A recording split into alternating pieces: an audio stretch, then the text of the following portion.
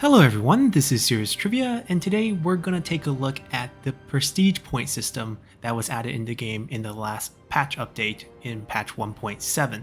So this came alongside Fate's Divide DLC, so it's only fitting that we take a look at it with Yuan Shao in the spring of 200 on turn 1. I pretty much just annexed our son to pick up enough prestige point to get our first rank up. And with any Han factions in the game, you can have this sort of rank up progress with your prestige points whenever you move up your faction rank from Noble, Second Marquis, Marquis, Duke, and King. And with each level up, you can spend what's called prestige points. And this is really what this guide is about. How to assign your prestige points, what are some things you should look out for, and whether these milestone bonuses that you get at each of the 2, 5, and 8 level, whether they're worth anything. Well, the first thing we're going to know is that there are 5 things you can upgrade whenever you rank up as a faction, playing as the Han factions, because this only happens for the Han factions. If you're a Bandit, Yellow Turban, 8 Princes, it does not happen for you. This update is restricted to Han subculture. And when you do rank up, you can choose to spend your points in assignments, administrators, trade agreements, spies, and armies. And with each point you spend, you get one more of those categories. Whether you get one more army limit, you get one more spy, you get one more trade agreement, you get one more administrator, or one more assignments. So that part is very easy to understand. But what's more interesting about this is that at rank 2, for each of them, you get a new bonus called a milestone bonus. And for assignments, that's character experience. And at tier 5, that will go up in value. So it went from 5% here all the way up to 25%. But in between here, you do get nothing. So ideally, you want to spend your points to jump between milestones. That way you get the full benefit of that milestone bonus for the next period of the game where you're trying to get more prestige points until you rank up again.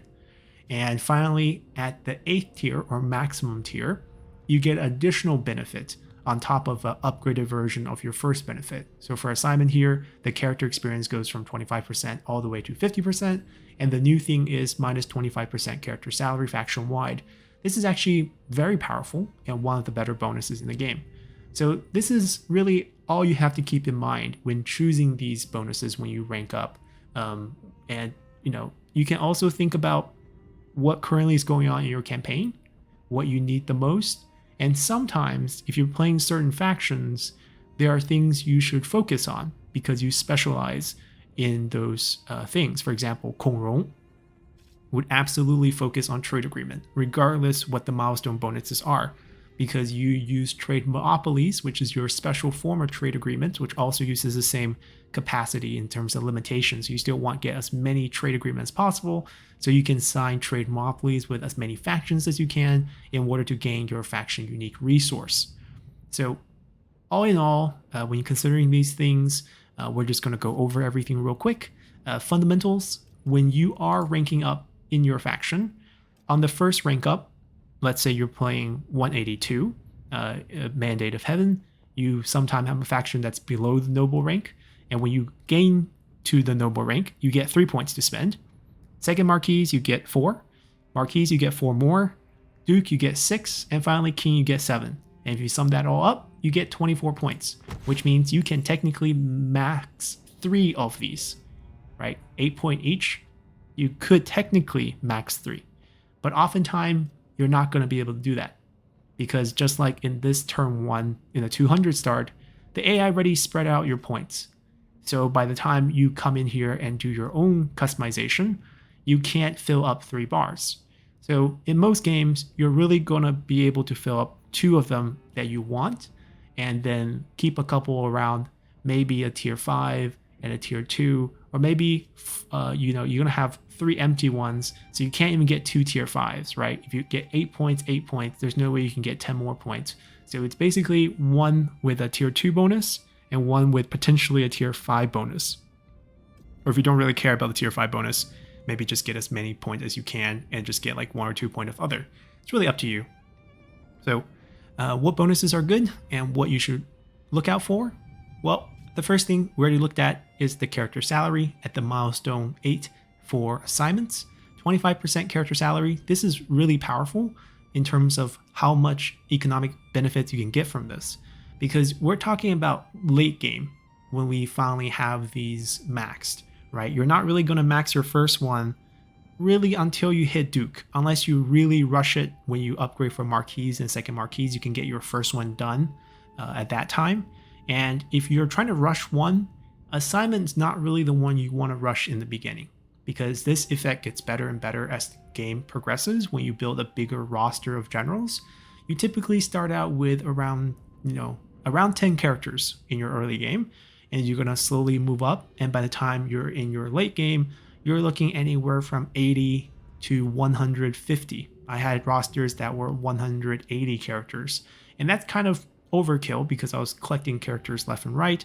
That was with the MTU mod as well, so trying to get all the new unique characters. Perhaps you're looking at closer to around, let's say, 100 characters, which really is not that many, because think about it, you have around 20 army limit in the late game.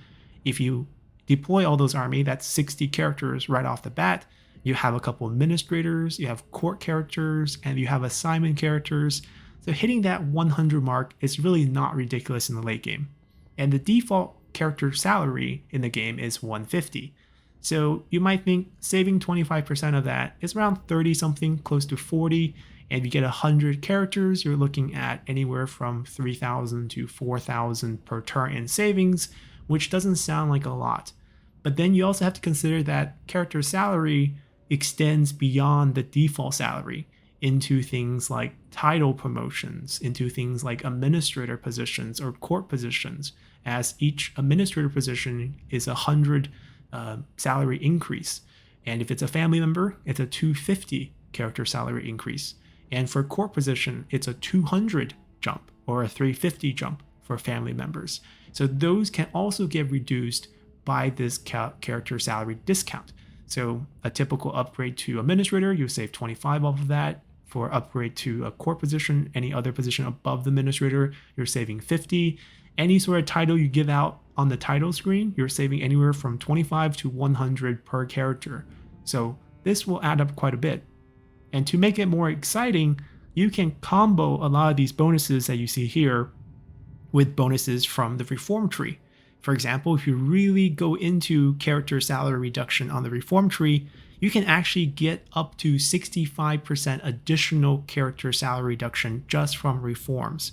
So that means you can reach 90% with just assignments being maxed and getting the right reforms. There's 5 reforms that will total up to 65%. And you add those together, 90% character salary discount. And if you pick up the right characters in terms of court characters, there is quite a few characters with minus 10% character salary. So technically getting free character salary is very doable in the game. If you do try to go for that, you just be saving a ton of money from character salaries. Now, the downfall of this is that you have to manage the extra assignment slot, which becomes really tedious. But it does synergize well with a 50% character experience because you keep a bunch of your bench characters busy, giving you economic boosts, satisfaction boosts, anti-corruption, or perhaps just farm for food. There's a lot of options you can use for assignments, and depending on what you use them for, you can bring different benefits to your faction as a whole, maybe even replenishment bonuses or mustering turn bonuses, and they'll be gaining extra experience doing those assignments. But the bad thing about assignments is that they time out every 5 turns, 10 turns, or 15 turns, and you have to remember to put them back in the right commandery. It becomes a bit overwhelming when your roster is about 150 characters. So it is kind of tough to do, but if you are patient and you don't mind that, or just give up on the assignments, don't use any of them, and just enjoy the character salary discount and extra experience you gain from battle, that's totally fine. Then moving on, we have the administrators. So typically you get 1 extra administrator for each of these. At the second tier, you get a character salary discount for just your administrators. So as I mentioned, it's a 100 increase when you promote them to administrator for a total of 250. So you save 5% of that, up to 10%, and finally maxing at 15%. And then on top of that, you just get a single time faction-wide bonus of 10 food, which is actually a really bad bonus. So as we mentioned before, you can get up to 90% just from assignments. So it's actually not that attractive to get 15% just on your administrators, as this 10% is enough to reduce your administrator salary to 0 should you go for just the reforms and the assignments. So the milestone bonuses on administrators are really poor. The 10 food is really nothing at the end. It's not per commandery, it's just a single payment of 10 food. But what's good about this is administrators themselves are amazing in this game because each administrator makes your commandery lose 30% extra corruption reduction, gives them 15% income to all sources, gives them potentially an entire stack of extra retinue to defend it, gives you additional bonuses depending on the trait and skill of the character.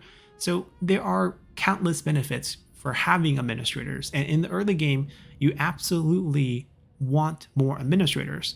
So this is probably one of those bars that you want to invest in some points, but not all 8 points. So if you're planning to get, say, 2 max bars and then most of it on another bar with a few, maybe like 6 on bar and then 2 on another to take advantage of a milestone bonus, administrators are definitely the one you want to have 6 bars on, and the 10% is definitely pretty good. And on top of all this, I would like to mention that if you go for the reform tree, you can get 2 additional assignments. So even if you don't go for any of these, you can still get 2 extra assignments. Of course, each commander characters with their nobility skill will also grant a new assignment. And for administrators, the only way to gain new administrators is using the reform tree, and there's also ability to gain 2 additional one. Oh, and one more thing about administrators. Each administrator position you assign grants your faction 1 additional army. So you're not only getting 1 administrator here, you're actually getting 1 additional army slot as well. So you might think maybe if I get administrators, I don't need army. Well, that's not necessarily true, and we'll take a look at that once we get down there. So moving on to trade, at tier 2, 5% trade influence, 10% trade influence at 5, and then 25% trade influence at 8. And you get the added bonus of 25 points of diplomatic relations with all factions. On paper, this looks pretty good, but there are a lot of things that makes this less strong in the late game. The reason being, if you're playing on higher difficulties, most factions will see you as a major strategic threat in the late game. And that will basically undo most of the positive diplomatic relations you can summon up, including this plus 25. So it's not really going to help maintain relations. And the other difficult part is if you can't maintain relations, you also can't maintain trade agreements if you're going to be at war with everyone. If you're playing a strategy where you're focused on creating vassals, whether you're playing as Shixie's faction, or say you're playing as Liu Biao's faction, where you're limited by jurisdiction, so you're constantly creating friendly factions that you can maintain trade with, because the turn you summon them, they have no trade and you can force a trade on them. Or you're playing a faction like Kongrong, which absolutely need trade for faction resource, then trade agreement is very vital. If that's not the case, then I would argue trade agreements are worth much less than you think in the late game. They're very good in the early game. You almost always want to rush the 3 blue reform that give +1 trade agreement each, so technically you can get 3 free ones from the reform. It's a total of 11 additional trade agreement, and for each strategist you have in your court at the end game that gives prime minister bonuses, the judgment skill will also give you additional trade agreement. So that's also a way to gain additional trade. And each trade in the early game is worth around 350, and each trade in the late game is worth around 1,500 to 2,000, depending on how much trade influence you have built up for yourself. So I just basically don't think the milestone bonuses are worth it here, and unless you know you can maintain enough good relations to force enough trade, especially with the new changes to the waterway system. So if you're starting out in the Northwest, you absolutely don't want this, because you'll have a very tough time finding any trade partners because you're landlocked due to the shallow water and impassable land on the river, forcing you to, not having access to trade. So all those factors considered, I don't think trade agreement is a good one to go for, and the 25% trade influence or the trade influence bonus that's built up is also kind of worthless because you can use espionage and easily gain additional 25% trade influence for the rest of the game because it's super cheap to do in power trade and it just keeps stacking. So it's very easy to actually build up 25%, faction wide forever. So there's a lot of different alternative ways of doing this. Then moving on to spies. So in the future, hopefully in the coming weeks, I will be able to produce an espionage guide. But for those of you who have checked out many of my Let's Plays, you probably see me use spies quite extensively. And spies and espionage is a very powerful tool if you're playing as a Han faction, because you have a very easy time to convince people who are dissatisfied to show up in your recruitment pool, and you can grab all of the legendary characters with artworks. And you can do turncoats, you can steal armies, you can steal commanderies, you can cause civil wars, you can assassinate leaders. There's a lot of fun things you can do with spies. So it's very good to grab a few extra because sometimes you need to clean out a whole faction in terms of high satisfaction in order to grab those unique characters to make them unhappy, and that requires maybe 3 or 4 spies within the same faction using discredit faction to make it work. So just from the reform tree, you can actually get 3 additional spies. So maybe just 2 spy here is enough for a total of 5, and you get the bonus of 5 max cover when spying. This is not that useful.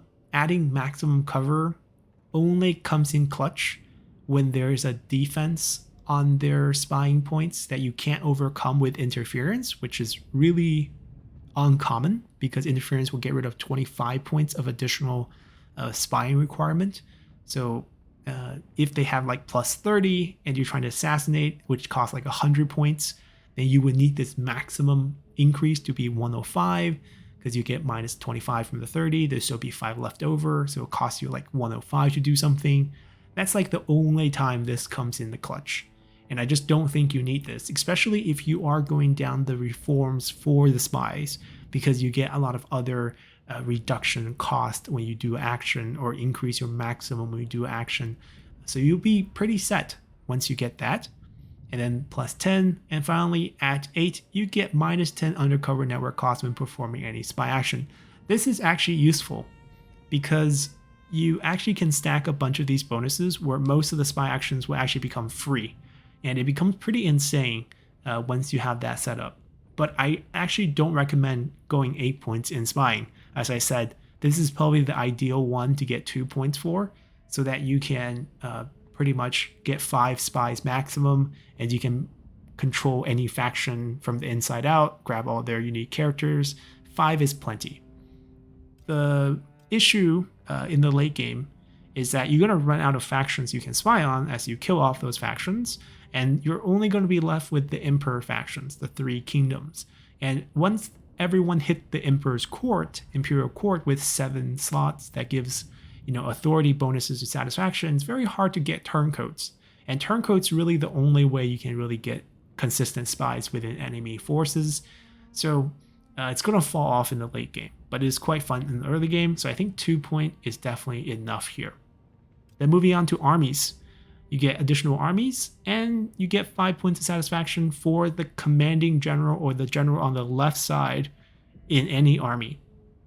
So this is actually a pretty interesting mechanic to keep people happy because it goes up to 10 points and then finally goes up to 15 points, and also the upkeep for all your units reduced by 15%. That's actually crucial. This is probably the best milestone bonus out of all of them. Whereas the 25% character salary was nice, amounts to, I say, close to maybe 4,000 per turn. This is going to net you so much money per turn in the late game. Let's say we have close to 20 armies, maybe even 25 armies. That's a lot of units. 18 units in each army. Consider if we go max, if you're in the late game using Imperial units, that's like 300 plus upkeep base per unit. Multiply that by 18 per army, we're talking about 5,400. 25 army, 24, let's just say 20 armies for an easy number. So we're going to 20,000, and then you get 15% of that. So 3,000, 20,000, 3,000. Yeah, so I think, wait, 5,400. Each army saves 15%, so that's like 750, and then 20 armies. So we're in, I want to say 30,000? I want to say 30K. Maybe I have one extra zero in there. No, I think it's 30K. I think it's like 30K that you're saving with this in the late game. It's around that ballpark. It's a ton of money.